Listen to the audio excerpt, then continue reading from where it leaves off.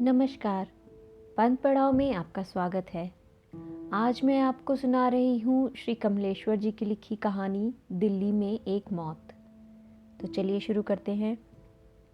मैं चुपचाप खड़ा सब देख रहा हूँ और अब जाने क्यों मुझे मन में लग रहा है कि दीवान चंद की शव यात्रा में कम से कम मुझे तो शामिल होना ही चाहिए था। उनके लड़के से मेरी खासी जान पहचान है और ऐसे मौक़ों पर तो दुश्मन का भी साथ दिया जाता है।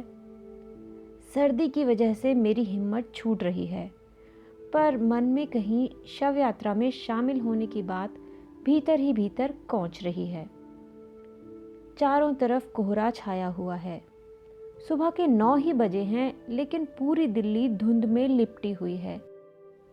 सड़कें नम हैं, पेड़ भीगे हुए हैं, कुछ भी साफ दिखाई नहीं देता। जिंदगी की हलचल का पता आवाज़ों से लग रहा है। ये आवाज़ें कानों में बस गई हैं। घर के हर हिस्से से आवाज़ें आ रही हैं। वासवानी के नौकर ने रोज की तरह स्टोव जला दिया है। उसकी सनसनाहट दीवार के पार से आ रही है। बगल वाले कमरे में अतुल मवानी जूतों पर पॉलिश कर रहा है। ऊपर सरदार जी मूंछों पर फिक्सो लगा रहे हैं। उनकी खिड़की के पर्दे के पार जलता हुआ बल्ब बड़े मोती की तरह चमक रहा है।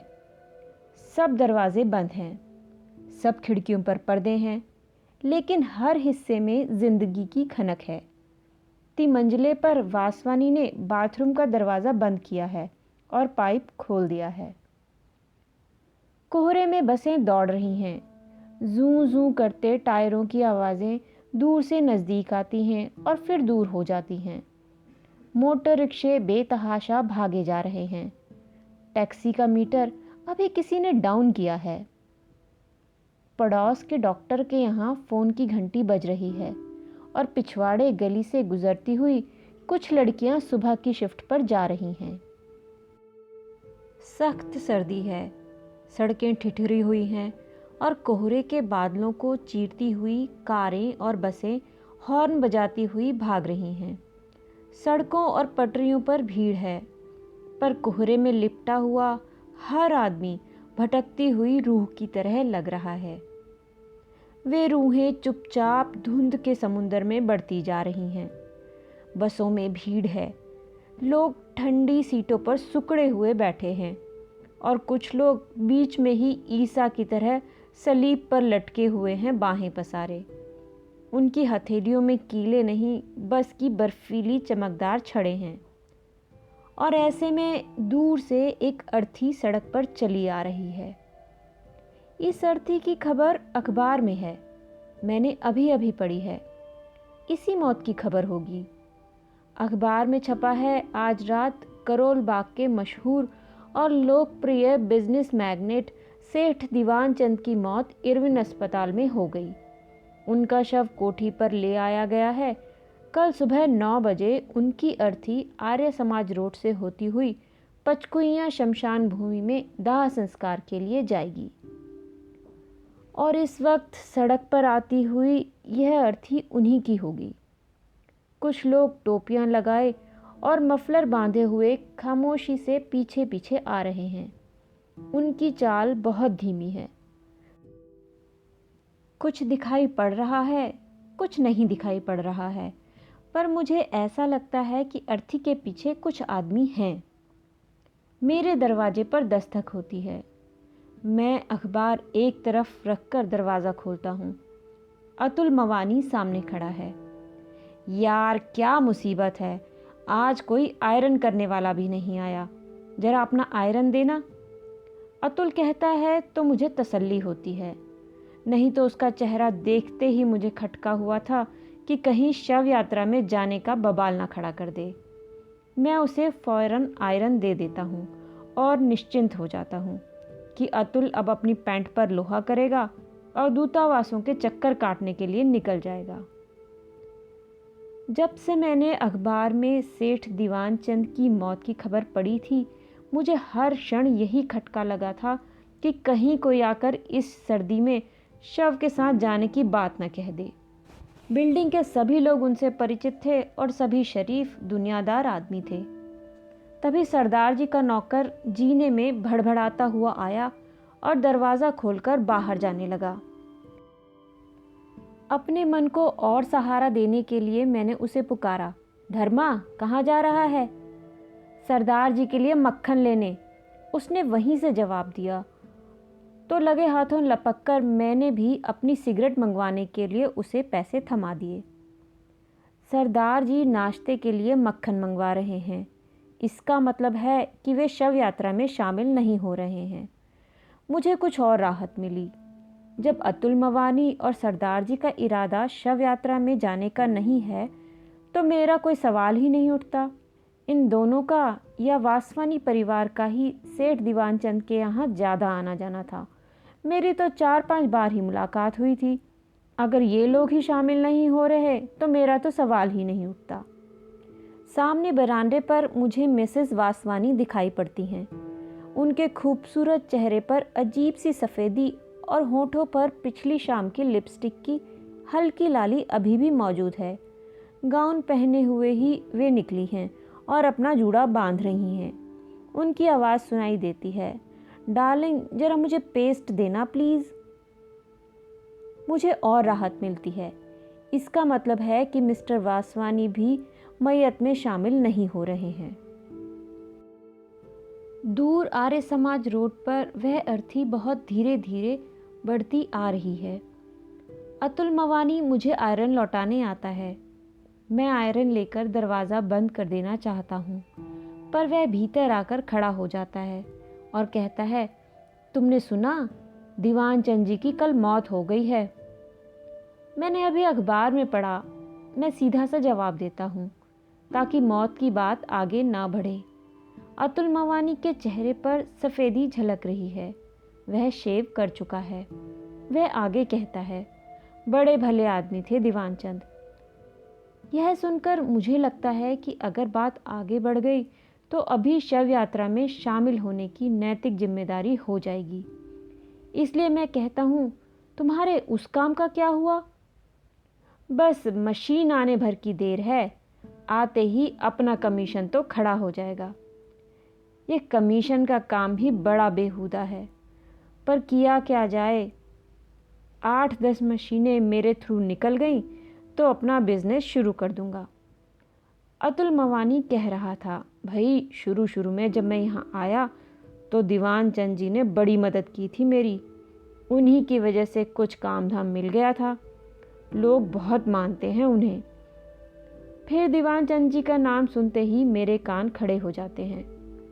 तभी खिड़की से सरदार जी सिर निकालकर पूछने लगते हैं, मिस्टर मवानी कितने बजे चलना है? वक्त तो 9 बजे का था, शायद सर्दी और कोहरे की वजह से कुछ देर हो जाए। वह कह रहा था और मुझे लग रहा था कि यह बात शव यात्रा के बारे में ही है। सरदार जी का नौकर धर्मा मुझे सिगरेट देकर जा चुका है और ऊपर मेज़ पर चाय लगा रहा है। तभी मिसेस वासवानी की आवाज़ सुनाई देती है, मेरे ख्याल से प्रमिला वहाँ ज़रूर पहुँचेगी। क्यों डार्लिंग? पहुँचना तो चाहिए। तुम जरा जल्दी तैयार हो जाओ, कहते हुए मिस्टर वासवानी बरामदे से गुजर गए। अतुल मुझसे पूछ रहा है, शाम को कॉफ़ी हाउस की तरफ आना होगा? शायद चला आऊं, कहते हुए मैं कंबल लपेट लेता हूँ और वह वापस अपने कमरे में चला जाता है। आधे मिनट बाद ही उसकी आवाज़ फिर से आती है, भाई बिजली आ रही है? मैं जवाब देता हूँ, हाँ आ रही है। मैं जानता हूँ वह इलेक्ट्रिक रॉड से पानी गर्म कर रहा है, इसीलिए उसने पूछा है। पॉलिश बूट पॉलिश वाला लड़का हर रोज़ की तरह अदब से आवाज़ लगाता है और सरदार जी उसे ऊपर पुकार लेते हैं। लड़का बाहर बैठकर पॉलिश करने लगता है और वह अपने नौकर को हिदायत दे रहे हैं, खाना ठीक से 1 बजे लेकर आना, पापड़ भून कर लाना और सलाद भी बना लेना। मैं जानता हूँ सरदार जी का नौकर कभी वक्त से खाना नहीं पहुँचाता और ना ही उनकी मन की चीज़ें पकाता है। बाहर सड़क में कोहरा अभी भी घना है। सूरज की किरणों का पता नहीं है। कुलचे छोले वाले वैष्णव ने अपनी रेड़ी लाकर खड़ी कर दी है। रोज की तरह वह प्लेटें सजा रहा है। उनकी खनखनाहट की आवाज आ रही है। 7 नंबर की बस छूट रही है। सूलियों पर लटके हुए ईसा उनमें चले जा रहे हैं और क्यू में खड़े हुए लोगों को कंडक्टर पेशगी टिकट बांट रहा है। हर बार जब भी वह पैसे वापस करता है तो रेलगाड़ी की खनक यहाँ तक आती है। धुंध में लिपटी रूहों के बीच काली वर्दी वाला कंडक्टर शैतान की तरह लग रहा है। और अर्थी कुछ और पास आ गई है। नीली साड़ी पहन लूं? मिसेस वासवानी पूछ रही हैं। वासवानी के जवाब देने की घुटी घुटी आवाज से लग रहा है वह टाई की नॉट ठीक कर रहा है। सरदार जी के नौकर ने उनका सूट ब्रश से साफ करके हैंगर में लटका दिया है और सरदार जी शीशे के सामने खड़े पगड़ी बांध रहे हैं। अतुल मवानी फिर मेरे सामने से निकला है। पोर्टफोलियो उसके हाथ में है। पिछले महीने बनवाया हुआ सूट उसने पहन रखा है। उसके चेहरे पर ताजगी है और जूतों पर चमक। आते ही वह मुझसे पूछता है, तुम नहीं चल रहे हो? और जब तक मैं पूछूं कि कहाँ चलने को पूछ रहा है, वह सरदार जी को आवाज़ लगाता है, आइए सरदार जी, अब देर हो रही है, 10 बज चुका है। 2 मिनट बाद ही सरदार जी तैयार होकर नीचे आते हैं कि वासवानी ऊपर से ही मवानी का सूट देखकर पूछता है, ये सूट कहाँ से सिलवाया? उधर खान मार्केट से। बहुत अच्छा सिला है, टेलर का पता हमें भी देना। फिर वह अपनी मिसेस को पुकारता है, अब आ भी जाओ डियर। अच्छा मैं नीचे खड़ा हूँ, तुम आओ। कहता हुआ वह भी मवानी और सरदार जी के पास आ जाता है और सूट को हाथ लगाते हुए पूछता है, लाइनिंग इंडियन है? इंग्लिश। बहुत अच्छा फिटिंग है। कहते हुए वह टेलर का पता डायरी में नोट करता है। मिसेस वासवानी वरांडे पर दिखाई पड़ती हैं। अर्थी अब सड़क पर ठीक मेरे कमरे के नीचे है। उसके साथ कुछ एक आदमी हैं। 1-2 कारें भी हैं जो धीरे धीरे रेंग रही हैं। लोग बातों में मशगूल हैं। मिसेज वासवानी जूड़े में फूल लगाते हुए नीचे उतरती हैं तो सरदार जी अपनी जेब का रुमाल ठीक करने लगते हैं और इससे पहले कि वो लोग बाहर जाएं, वासवानी मुझसे पूछता है, आप नहीं चल रहे? आप चलिए, मैं आ रहा हूँ, मैं कहता हूँ, पर दूसरे ही क्षण मुझे लगता है कि उसने मुझे कहाँ चलने को कहा है। मैं अभी खड़ा सोच ही रहा हूँ कि वे चारों घर से बाहर चले जाते हैं। अर्थी कुछ और आगे निकल गई है। एक कार पीछे से आती है और अर्थी के पास धीमी होती है। चलाने वाले साहब शव यात्रा में पैदल चलने वाले एक आदमी से कुछ बात करते हैं और कार सर्र से आगे बढ़ जाती है। अर्थी के साथ पीछे जाने वाली दोनों कारें भी उसी कार के पीछे सरसराती हुई चली जाती हैं। मिसेज वासवानी और तीनों लोग टैक्सी स्टैंड की ओर जा रहे हैं। मैं उन्हें देखता रहता हूँ। मिसेज वासवानी ने फर कॉलर डाल रखा है और शायद सरदार जी अपने चमड़े के दस्ताने पहने हैं और वे चारों टैक्सी में बैठ जाते हैं। अब टैक्सी इधर ही आ रही है और उसमें से खिलखिलाने की आवाज़ मुझे सुनाई पड़ रही है। वासवानी आगे सड़क पर जाती अर्थी की ओर इशारा करते हुए ड्राइवर को कुछ बता रहा है। मैं चुपचाप खड़ा सब देख रहा हूँ और अब न जाने क्यों मुझे मन में लग रहा है कि दीवान चंद की शव यात्रा में कम से कम मुझे तो शामिल हो ही जाना चाहिए था। उनके लड़के से मेरी खासी जान पहचान है और ऐसे मौके पर तो दुश्मन का भी साथ दिया जाता है। सर्दी की वजह से मेरी हिम्मत छूट रही है, पर मन ही मन कहीं शव यात्रा में शामिल होने के बाद भीतर ही भीतर कोंच रही है। उन चारों की टैक्सी अर्थी के पास धीमी होती है। मवानी गर्दन निकालकर कुछ कहता है और दाहिने से रास्ता काटते हुए टैक्सी आगे बढ़ जाती है। मुझे धक्का सा लगता है और मैं ओवरकोट पहनकर चप्पलें डालकर नीचे उतर आता हूँ। मुझे मेरे कदम अपने ही आप अर्थी के पास पहुँचा देते हैं और मैं चुपचाप उसके पीछे पीछे चलने लगता हूँ। 4 आदमी कंधा दिए हैं और 7 आदमी साथ साथ चल रहे हैं। 7वां मैं ही हूँ और मैं सोच रहा हूँ कि आदमी के मरते ही कितना फ़र्क पड़ जाता है। पिछले साल दीवान चंद ने अपनी लड़की की शादी की थी तो हज़ारों की भीड़ थी। कोठी के बाहर कारों की लाइनें लगी थी।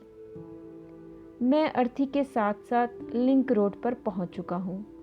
अगले मोड़ पर ही पचकुइयां शमशान भूमि है और जैसे ही अर्थी मोड़ पर घूमती है, लोगों की भीड़ और कारों की कतारें मुझे दिखाई देने लगती हैं। कुछ स्कूटर भी खड़े हैं। औरतों की भीड़ एक तरफ खड़ी है। उनकी बातों की ऊंची ध्वनियां सुनाई पड़ रही हैं।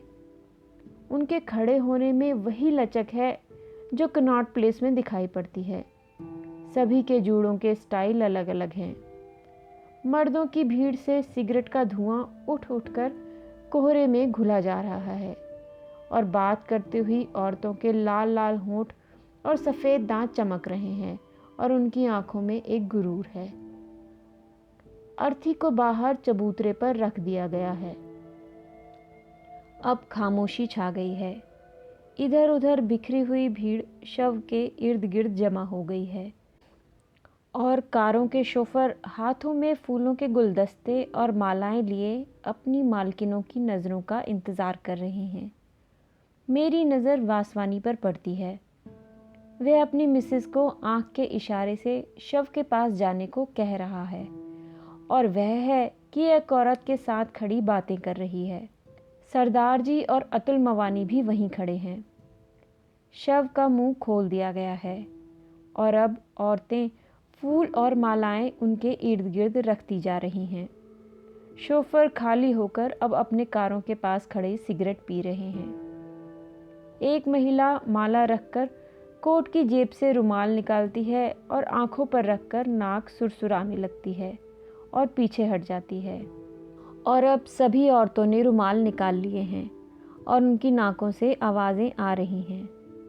कुछ आदमियों ने अगरबत्ती जलाकर शव के किनारे पर रख दी है। वे निश्चल खड़े हैं।